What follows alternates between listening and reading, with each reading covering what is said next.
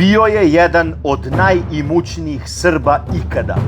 Čovek koji je utabao put preduzetništva u Srbiji i doneo nam pobedu u carinskom ratu. Pogledajte video do kraja i saznajte o kom zaboravljenom Srbinu je reč.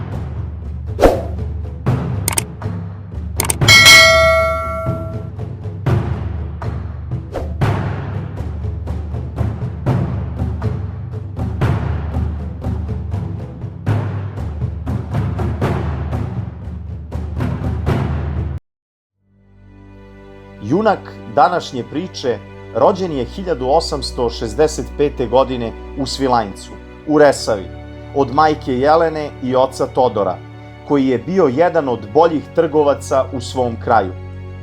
Osnovnu školu i 4 godine gimnazije završio je u rodnom mestu, dok je još 4 godine srednje škole nastavio u Beogradu. Visoku tehničku školu upisuje i završava u Minhenu, kao izuzetan student.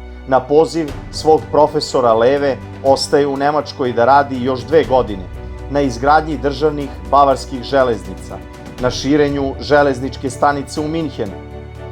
Bio je ekspert za projektovanje železničkih krivina i skretnica.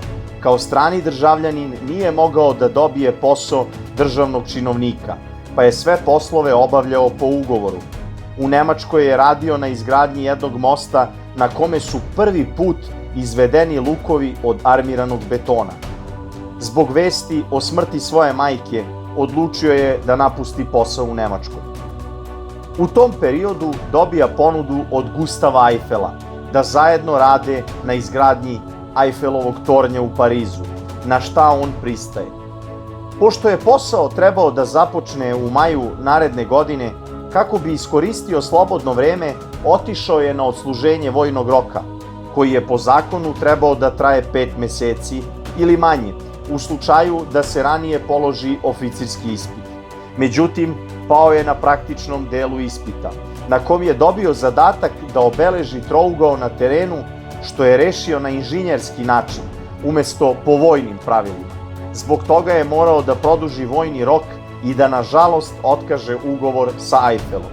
Nakon završenog vojnog roka, zaposlio se u opštini Beograd, ali vrlo brzo osniva svoj inženjersko-arhitektonski biro u Beogradu. Projektuje mnoge privredne i poslovne zgrade, kao i stambene objekte i vile u Beogradu. Za izgradnju tih objekata bio je angažovan od strane veoma bogatih i moćnih ljudi tog vremena. Prvi je čovek koji je u Srbiji gradio objekte uz upotrebu armiranog betona. Srbija 1906. godine ulazi u veliki ekonomski problem zbog carinskog rata sa Austro-Ugarskom. Naša glavna izvozna sirovina bile su žive svinje, ali zbog novonastale situacije taj način prodaje nije mogao da funkcioniše. Vlada tada jedino rešenje za ekonomsko oslobođenje vidi u preradi mesa, koje bi sem u Austro-Ugarsku, koja je za nas bila zatvorena, moglo da se izvozi za Švajcarsku, Belgiju, Nemačku i druge zemlje.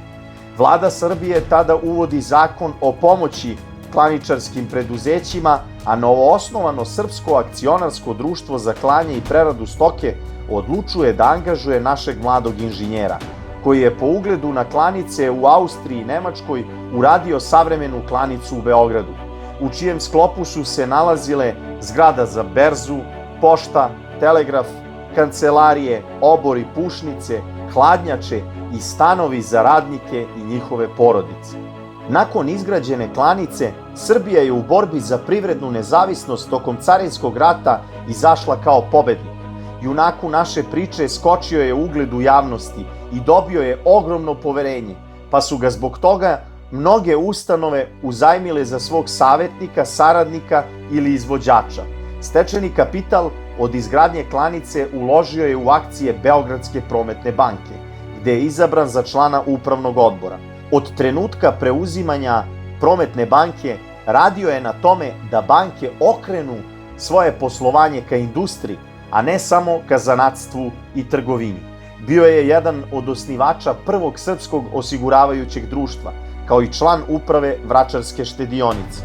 Njegov drugi veliki projekat bila je izgradnja strugare u Beogradu. Nakon izgradnje klanice uvideo je u kakvoj je ekonomskoj zavisnosti Srbija od strane Austro-Ugarske, posebno za uvoz drvenog građevinskog materijala. Uspeo je da obezbedi novac preko Beogradske prometne banke i na obali Dunava nikla je prva velika parna strugara u Srbiji, koja je u narednim godinama proširivala svoje kapacitete.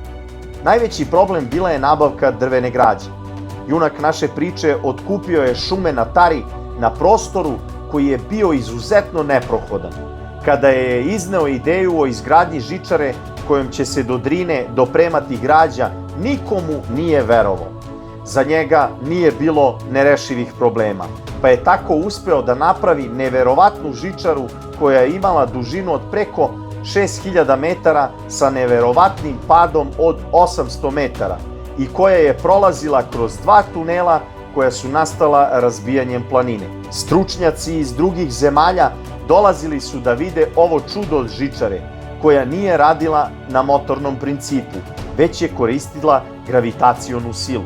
Građa je sa Tare dopremana splavovima preko Drine, Save, Dunava do kanala koji je bio izgrađen zbog strugari. Zahvaljujući strugari, Srbija je od uvoznika drvene građe postala njen izvoznik. Uz njegov trud i angažman, banka donosi odluku da svoje poslovanje proširi na brodarstvo i rečni prevoz peska i šljunka, koji su bili traženi u građevinskoj industriji. Prvo su nabavljene 2 lađe, a kasnije brodovi, šleperi i bageri. Pesak se vadio iz Save, Dunava i Morave. U toj godini osnovana je i fabrika stakla u Kostolcu. Jedan od njegovih projekata bila je izgradnja i podizanje turizma Ribarske banje na veći nivo. Svi planovi izgradnje bili su po njegovim uputstvima, pa su tako izgrađena topla kupatila Vila Bosna, koja je bila višespratna i brojala 39 soba, a prizemlje vile činile su kancelarije banjske uprave, kao i lekarska ordinacija, apoteka, pošta i radio. Iste te godine, tačnije 1905. nastale su vile Dalmacija, Hercegovina, Slavonija i Stara Srbija, dok je vila Crna Gora izgrađena 1907. godine.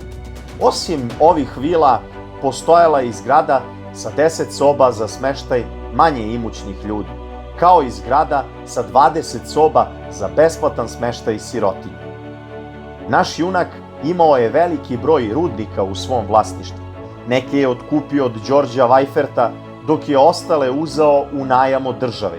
Jedan od rudnika u njegovom vlasništvu bio je i rudnik Trepča na Kosovu i Metohiji, gde je napravio termoelektranu Obelić. Njegovi rudari imali su besplatnu kuću, ogrev, struju, zemljište, lečenje i obezbeđeno školovanje za decu. Izgradnju izuzetno strateški važne pruge Niš-Knjaževac uzeo je na sebe, a to je bio projekat koji nije bio ni malo lak, jer je teren kojim je trasa trebalo da prođe bio veoma nepristupačan. Za potrebe trase izgrađeno je čak 20 mostova i 39 tunela.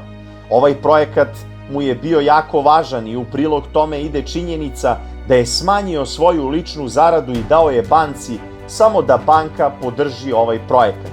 Za vreme Prvog svetskog rata stavlja se na raspolaganje državi, koja ga je uputila na završetak pruge Niš-Knjaževac. Zajedno sa srpskom vojskom prošao je albansku Golgotu. Od 1916. godine boravi u Ženevi, gde sa Jovanom Cvijićem osniva Srpski komitet, koji za cilj ima skupljanje pomoći i priloga među srpskim saveznicima i prijateljima našeg naroda kao prvu pomoć u trenutku oslobođenja. Bio je jedan od osnivača Društva naroda ili Lige naroda, izuzetno jake i moćne međunarodne organizacije koja se smatra pretečom Ujedinjenih nacija. Nakon završetka rata, mnogi njegovi projekti bili su uništeni, pa se tako dao u njihovu obnovu. Za to vreme radio je i na drugim projektima i zaslužan je za izgradnju strugare u Bosanskoj Jagodini po ugledu na Beogradsku, zatim izgradnju valjaonice Lima u Zemunu, Beočinske cementare, Sartida u Smederevu, pokretanja društva za eksploataciju goriva, rekonstrukciju i modernizaciju fabrike vagona. On i njegova porodica bili su veliki akcionari agrarne, vračarske i izvozne banke. Zanimljiv je bio i njegov politički angažman, pa je tako 1905. godine bio jedan od osnivača i istaknutih članova Samostalne radikalne stranke. Postao je narodni poslanik kao član Samostalne demokratske stranke, ispred koje je bio i ministar građevine godinu dana u periodu od 1908. do 1909. godine. Da li su se stranke otimale za njega ili ih je on koristio da bi ostvario svoje ciljeve, ostaće velika tajna. Nakon uvođenja šestojanuarske diktature 1929. godine i nakon raspuštanja Skupštine, kralj Aleksandar preuzima svu vlast u državi i moli ga da postane gradonačelnik Beograda, na šta on pristaje. Za vreme njegovog mandata kao gradonačelnika Beograda rasteretio je grad od ogromnog kreditnog duga i to od svog ličnog novca. Uradio je reorganizaciju gradske uprave i doneo njen statut. Osnovao je štedionicu grada Beograda sa ciljem da prima prihode i plaća troškove grada. Izgradio je beogradski vodovod i kanalizaciju i jednu novu modernu osnovnu školu. Započeo je izgradnju bolnice. Najzaslužniji je za izgradnju nove električne centrale u Beogradu, zbog koje je bio često napadan, pa čak i tužen da je oštetio beogradsku opštinu, ali je sud utvrdio da je ceo postupak izgradnje urađen po zakonu. U ono vreme nije bilo čudno imati političke i privredne funkcije i ta pojava nije bila ni malo neobična, ali je u njegovom slučaju kod srpske javnosti izazivala jednu vrstu sumnje i nepoverenja. Imao je 5 dece, od kojih su 2 sina bili arhitekte, dok su druga dvojica bili inženjeri. Njegova ćerka bila je udata za čuvenog arhitektu Aleksandra Acovića. Umro je posle duge bolesti uoči Drugog svetskog rata, 9. marta 1941. godine. Deo svoje vredne imovine uoči smrti zaveštao je testamentom crkvi Svetog Nikole u Svilajncu, čiji je bio veliki donator zajedno sa svojom suprugom. Za vreme rata njegova supruga, iako je bila Nemica, nije želela saradnju sa okupatorima, pa je sa decom izbačena iz porodične kuće i kraj rata dočekala je u porodičnim vinogradarskim vikendicama na Dedinju, odakle ih nove vlasti izbacuju, uzimaju svu imovinu i proglašavaju ih za predstavnike poražene buržuazije. Kuća njegove ćerke Jelice postala je rezidencija Josipa Broza Tita, a ono što je zanimljivo je da je i parcela na kojoj je Tito sahranjen, odnosno kuća cveća, takođe bila njihovo vlasništvo. Bila je ovo priča o čoveku koji je zapošljavao neverovatnih 50.000 ljudi. Započeo izgradnju elitnog naselja Dedinje i bio vlasnik gotovo čitave neparne strane u Knez Mihajlovoj. Danas bi njegovo bogatstvo bilo procenjeno na neverovatnih 17 milijardi dolara, što ga čini jednim od najimućnijih Srba ikada. Veliki vizionar, graditelj, humanitarac i čovek koji je utabao put preduzetništva u Srbiji, Miloš Savčić.